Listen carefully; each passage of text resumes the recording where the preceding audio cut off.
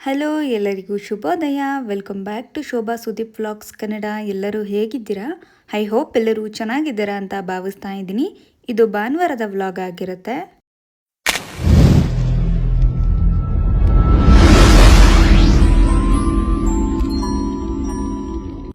ಹಾಗೆಯೇ ಇವತ್ತು ಭಾನುವಾರ ಆಗಿರೋದ್ರಿಂದ ಎದ್ದೊಳೋದು ಕೂಡ ಲೇಟ್ ಆಯಿತು. 7:30 ಆಗಿತ್ತು. ಹಾಗೆ ಹೊರಗಡೆ ಗಿಡ ಕೂಡ ಹಾಕಿದ್ರಲ್ಲಿ ಕನಕಾಂಬರ ಹೂವು ಕೂಡ ಬಿಟ್ಟಿತ್ತು. ಫಸ್ಟ್ ಟೈಮ್ ಕನಕಾಂಬರ ಹೂವು ಬಿಟ್ಟಿರೋದು ನಾನು ಹಾಕಿರೋ ಪಾಟಿಂಗಲ್ಲಿ. ಹಾಗೆಯೇ ಹಾಲು ಕೂಡ ಬಿಸಿ ಮಾಡಿಕೊಂಡು ಟೀಗೆ ಕೂಡ ಇಟ್ಟಿದ್ದೆ. ಟೀ ಕುದಿಯೋವರೆಗೂ ಈ ಕಡೆ ಬಿಸಿ ನೀರು ಕೂಡ ಕಾಯಿಸ್ಕೊತಾ ಇದ್ದೆ. ಇವತ್ತು ಹಾಗೇ ಬಿಸಿ ನೀರು ಕುಡಿತಾ ಇಲ್ಲ, ಸ್ವಲ್ಪ ಜೀರಿಗೆ ಹಾಕಿ ಚೆನ್ನಾಗಿ ಕುದಿಸ್ಕೊಂಡು ಕುಡಿತಾ ಇದ್ದೀನಿ. ಹಾಗೆ ಮೊದಲಿಗೆ 2 ಲೋಟ ನೀರನ್ನ ಹಾಕೋತಾ ಇದ್ದೀನಿ. ನೀರನ್ನ ಹಾಕಿ ಸ್ಟವ್ ಮೇಲೆ ಬಿಸಿಗೆ ಇಟ್ಕೊಳ್ಳೋದು. ಸ್ವಲ್ಪ ಬಿಸಿ ಆದ ನಂತರ ಸ್ವಲ್ಪ ಜೀರಿಗೆ ಹಾಕೋತಾ ಇದ್ದೀನಿ.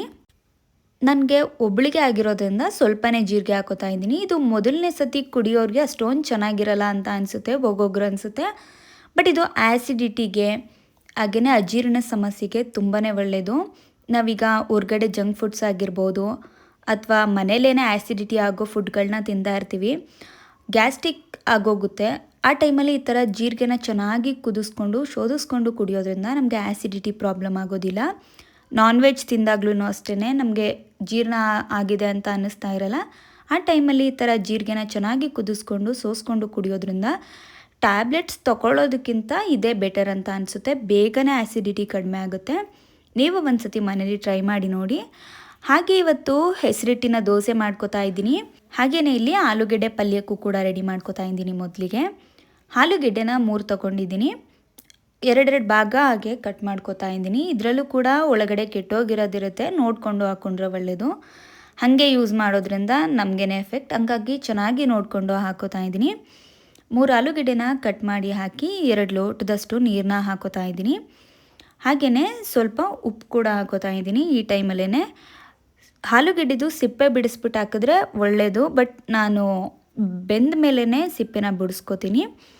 ಹಾಗೆಯೇ ಉಪ್ಪು ಹಾಕಿ ಕುಕ್ಕರ್ ಕೂಡ ಮುಚ್ಚಿ ಆಲೂಗೆಡ್ಡೆಗೆ ಬೇಯಿಸ್ಕೊಳ್ಳೋದಕ್ಕೆ ಇಟ್ಕೋತಾ ಇದ್ದೀನಿ.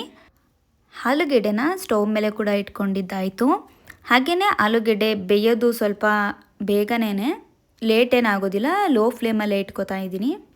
ಹಾಗೆ ಜೀರಿಗೆ ಕುದಿಸಿರೋ ನೀರನ್ನು ಕೂಡ ಹಾಗೇ ಇಟ್ಟಿದೆ, ತುಂಬಾ ಬಿಸಿ ಇತ್ತು. ಹಾಗಾಗಿ ಆಲೂಗೆಡ್ಡೆ ಬೇಯೋದಕ್ಕೆ ಇಟ್ಬಿಟ್ಟು ಅದನ್ನು ಕೂಡ ಕುಡ್ದಿದ್ದಾಯಿತು. ನಂತರ ದೋಸೆಗೆ ಏನೇನು ಐಟಮ್ಸ್ ಬೇಕೋ ಅದನ್ನೆಲ್ಲ ಎತ್ತಿಟ್ಕೋತಾ ಇದ್ದೀನಿ. ದೋಸೆಗೆ, ಚಟ್ನಿಗೆ, ಹಾಗೆ ಆಲೂಗೆಡ್ಡೆ ಪಲ್ಯಕ್ಕೆ ಏನೇನು ಐಟಮ್ಸ್ ಬೇಕೋ ಅದನ್ನು ಮೊದಲಿಗೆ ಎತ್ತಿಟ್ಕೊಬಿಡ್ತೀನಿ. ನಂತರ ತಿಂಡಿ ಮಾಡೋದಕ್ಕೆ ರೆಡಿ ಮಾಡ್ತೀನಿ. ಇಲ್ಲಿ ಒಂದು 5-6 ಹಸಿಮೆಣ್ಸಿನ್ಕಾಯಿ ಆಗೋಷ್ಟು ತೆಗೆದಿಟ್ಕೋತಾ ಇದ್ದೀನಿ. ಯಾಕಂದರೆ ನನಗೆ ಚಟ್ನಿಗೂ ಬೇಕು, ಹಾಗೆ ಆಲೂಗೆಡ್ಡೆ ಪಲ್ಯಕ್ಕೂ ಬೇಕು, ಹಾಗೆ ಹೆಸರಿಟ್ಟನ್ನ ಆಡಿಸೋದಕ್ಕೂ ಬೇಕು. ಹಾಗಾಗಿ 5-6 ಹಸಿಮೆಣ್ಸಿನ್ಕಾಯಿ ಕೂಡ ಎತ್ತಿಟ್ಕೋತಾ ಇದ್ದೀನಿ. ಹಾಗೆ 1 ಹಿಡಿಯಷ್ಟು ಕೊತ್ತಂಬರಿ ಸೊಪ್ಪು, 5-6 ಎಲೆ ಆಗುವಷ್ಟು ಕರಿಬೇವು ಸೊಪ್ಪು, ಸ್ವಲ್ಪ ಶುಂಠಿ, ಹಾಗೆಯೇ 1 ಈರುಳ್ಳಿನ ಸಿಪ್ಪೆ ಬಿಡಿಸಿ ಇಟ್ಕೋತಾ ಇದ್ದೀನಿ. ಮೊದಲಿಗೆ ಇದನ್ನೆಲ್ಲ ಎತ್ತಿಟ್ಕೊಂಡು ಆಲೂಗೆಡ್ಡೆ ಪಲ್ಯಕ್ಕೋಸ್ಕರ ಈರುಳ್ಳಿನೂ ಕೂಡ ಉದುದಾಗೆ ಹೆಚ್ಚಿಟ್ಕೋತಾ ಇದ್ದೀನಿ. ಆಲ್ಮೋಸ್ಟ್ ಆಲ್ ದೋಸೆಗಳಿಗೆ ಆಲೂಗೆಡ್ಡೆ ಪಲ್ಯ ಇದ್ರೇ ಚೆನ್ನಾಗಿರುತ್ತೆ. ನಾನು ಆ್ಯಕ್ಚುಲಿ ಜಾಸ್ತಿ ಅಕ್ಕಿ ದೋಸೆನ ತಿನ್ನೋದಕ್ಕೆ ಇಷ್ಟಪಡಲ್ಲ, ಹೆಸರಿಟ್ಟಿನ ದೋಸೆನೇ ತಿನ್ನೋದಕ್ಕೆ ಇಷ್ಟಪಡ್ತೀನಿ. ನನಗೆ ಅದನ್ನೇ ತುಂಬಾ ಇಷ್ಟ. ಮಾಮೂಲಿ ದೋಸೆ ಅಷ್ಟೊಂದು ಇಷ್ಟ ಆಗಲ್ಲ.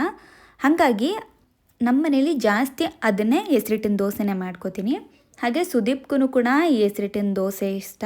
ಅವರೂ ಕೂಡ ಕೇಳಿ ಮಾಡಿಸ್ಕೊಂಡು ತಿಂತಾರೆ. ಹಾಗೆ ಹೆಲ್ತ್ಗೂ ಕೂಡ ತುಂಬಾ ಒಳ್ಳೆಯದು.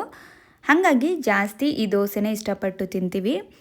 ಹಾಗೆಯೇ ಟೇಸ್ಟ್ ಕೂಡ ತುಂಬಾ ಚೆನ್ನಾಗಿರುತ್ತೆ. ನಾವು ಮಾಮೂಲಿ ದೋಸೆ ಮಾಡ್ಕೊಳ್ಳೋದಕ್ಕಿಂತ ಈ ಥರ ದೋಸೆನೇ ಟೇಸ್ಟೂ ಚೆನ್ನಾಗಿರುತ್ತೆ, ತಿನ್ನೋದಕ್ಕೂ ಚೆನ್ನಾಗಿರುತ್ತೆ. ಹಾಗೆ 1 ಈರುಳ್ಳಿ, ಕೊತ್ತಂಬರಿ ಸೊಪ್ಪು, ಹಸಿಮೆಣ್ಸಿನ್ಕಾಯಿ ಎಲ್ಲ ಕಟ್ ಮಾಡಿ ಎತ್ತಿಟ್ಕೊಂಡಿದ್ದೀನಿ. ಹಾಗೆ ಚಟ್ನಿಗೂ ಕೂಡ ಎತ್ತಿಟ್ಕೊತಾ ಇದ್ದೀನಿ. ಹಾಗೆಯೇ ನಾನಿಲ್ಲಿ ಹೆಸರಿಟ್ಟಿನ ದೋಸೆ ಮಾಡೋದಕ್ಕೆ ರಾತ್ರಿಯೇ 1 ಲೋಟದಷ್ಟು ಹೆಸರು ಕಾಳು, 3/4 ಲೋಟದಷ್ಟು ಅಕ್ಕಿನ ಹಾಕಿ ಚೆನ್ನಾಗಿ ಮಿಕ್ಸ್ ಮಾಡಿಕೊಂಡು ತೊಳೆದಿಟ್ಕೋತಾ ಇದ್ದೀನಿ. ಚೆನ್ನಾಗಿ ತೊಳ್ಕೊಂಡು 2 ಲೋಟದಷ್ಟು ನೀರು ಹಾಕಿ ಮುಚ್ಚಿಟ್ಬಿಡ್ಬೇಕು. ನೀವು ಬೇಕಾದರೆ ಬೆಳಿಗ್ಗೆನೇ ಇದೇ ಥರ ನೆನೆ ಹಾಕಿ ನೈಟ್ ಕೂಡ ಮಾಡ್ಕೋಬೋದು, ಇಲ್ಲ ನೈಟ್ ನೆನೆ ಇಟ್ಟು ಬೆಳಗ್ಗೆ ಕೂಡ ಮಾಡ್ಕೋಬೋದು, ಚೆನ್ನಾಗೇ ಇರುತ್ತೆ. ಆಮೇಲೆ ಇದನ್ನು 1 ದಿವಸ ಎಲ್ಲ ಫರ್ಮೆಂಟೇಷನ್ ಆಗಬೇಕು ಅಂತ ಇಡೋ ಅವಶ್ಯಕತೆ ಏನಿರೋದಿಲ್ಲ. ಅಲ್ಲೇ ರುಬ್ಬಿ ಅಲ್ಲೇ ದೋಸೆ ಹಾಕೋಬೋದು. ಹಾಗಾಗಿ ಈಸಿನೂ ಇರುತ್ತೆ, ಟೇಸ್ಟೂ ಚೆನ್ನಾಗಿರುತ್ತೆ, ಬೇಗನೂ ಕೂಡ ಆಗುತ್ತೆ, ದೋಸೆನೂ ತಿಂದಂಗೆ ಕೂಡ ಆಗುತ್ತೆ. ಹಂಗಾಗಿ ಈ ಥರ ಮಾಡ್ಕೋತೀನಿ. ಹಾಗೆ ಇದನ್ನು ನೈಟೇ ನೆನೆ ಕೂಡ ಇಟ್ಕೊಂಡಿದ್ದೆ. ಬೆಳಗ್ಗೆಗೆ ಈ ಥರ ನೆಂದಿರುತ್ತೆ, ನೀವು ನೋಡ್ತಾ ಇರ್ಬೋದು. ಈ ಥರ ಚೆನ್ನಾಗಿ ನೆಂದಿದ್ರೆ ದೋಸೆನೂ ಕೂಡ ಚೆನ್ನಾಗಿ ಬರುತ್ತೆ. ನಾನು ಇದನ್ನು ನೈಟ್ ಒಂದು 8 ಗಂಟೆಲಿ ನೆನೆ ಹಾಕಿದ್ದು, ಬೆಳಗ್ಗೆ ಒಂದು 8:30 8:45 ತೆಗ್ದಿದ್ದು. ಹಾಗೆಯೇ ಇದನ್ನು ರುಬ್ಬಿಟ್ಕೊಳ್ಳೋದು. ಮೊದಲಿಗೆ ನಾವೇನು ನೆನೆಸಿಟ್ಕೊಂಡಿರ್ತೀವಿ ಹೆಸರು ಕಾಳು ಅಕ್ಕಿನ ಹಾಕ್ಕೊಳ್ಳೋದು. ನಂತರ 2 ಹಸಿಮೆಣ್ಸಿನ್ಕಾಯಿ, ಸ್ವಲ್ಪ ಶುಂಠಿ, ಜೀರಿಗೆ, ಉಪ್ಪು ಇಷ್ಟನ್ನು ಹಾಕಿ ಚೆನ್ನಾಗಿ ರುಬ್ಬಿಟ್ಕೊಳ್ಳೋದು. ಹೆಸರು ಕಾಳು ಹೆಸರಿಟ್ಟಿನ ದೋಸೆ. ಹೆಸರು ಕಾಳನ್ನ ಮೊಳಕೆ ಕಟ್ಟಿ ತಿನ್ನೋದ್ರಿಂದ ನಮಗೇನೆಲ್ಲ ಉಪಯೋಗ ಇದೆ ಅಂದರೆ vitamin A, C, B, potassium, calcium, ಹಾಗೆಯೇ ಫೈಬರ್, ಸಿಟ್ರಿಕ್ ಆಮ್ಲ, ಗ್ಲೂಕೋಸ್, ಪ್ರೋಟೀನ್ ಇವೆಲ್ಲ ಇರೋದ್ರಿಂದ ನಮಗೆ ದೇಹಕ್ಕೂ ಕೂಡ ತುಂಬಾ ಒಳ್ಳೆಯದು. ಈ ಥರ ಪ್ರೋಟೀನ್ ಇರೋ ಫ್ರೂಟ್ಗಳನ್ನ ತಿನ್ನೋದ್ರಿಂದ ನಮಗೆ ಹೆಲ್ತ್ಗೂ ಕೂಡ ಒಳ್ಳೆಯದಾಗುತ್ತೆ. ಹಾಗೆ ಹೆಸರು ಕಾಳು ತಿನ್ನೋದ್ರಿಂದ ನಾವು ವೆಯ್ಟ್ ಲಾಸ್ ಕೂಡ ಮಾಡ್ಬೋದು. ಹಾಗಾಗಿ ಈ ಥರ ಪ್ರೋಟೀನ್ ಇರೋದನ್ನ ತಿನ್ನೋದಕ್ಕೆ ಜಾಸ್ತಿ ಇಷ್ಟಪಡ್ತೀನಿ. ಹಾಗೆಯೇ ಹೆಸರು ಕಾಳು ಹಿಟ್ಟನ್ನು ಕೂಡ ರುಬ್ಬಿಟ್ಕೊಂಡಿರೋದಾಯಿತು. ಸ್ವಲ್ಪ ಉಪ್ಪಾಕಿ ನಾವೇನು ರುಬ್ಬಿಟ್ಕೊಂಡಿರ್ತೀವಿ ಹೆಸರಿಟ್ಟನ್ನ ಅದನ್ನು ಹಾಕಿ ಚೆನ್ನಾಗಿ ಮಿಕ್ಸ್ ಮಾಡ್ಕೋಬೇಕು. ನಾವೆಷ್ಟು ಚೆನ್ನಾಗಿ ಮಿಕ್ಸ್ ಮಾಡ್ಕೋತೀವಿ ಅಷ್ಟು ಚೆನ್ನಾಗಿ ದೋಸೆ ಬರುತ್ತೆ. ಹಾಗೆ ಇಲ್ಲಿ ಚಟ್ನಿಗೆ ಕೂಡ ರೆಡಿ ಮಾಡ್ಕೋತಾ ಇದ್ದೀನಿ. ಎಲ್ಲರಿಗೂ ಚಟ್ನಿ ಮಾಡೋದು ಬರುತ್ತೆ, ಬಟ್ ನಾನು ಈ ವಿಡಿಯೋದಲ್ಲಿ ತೋರಿಸ್ತಾ ಇದ್ದೀನಿ.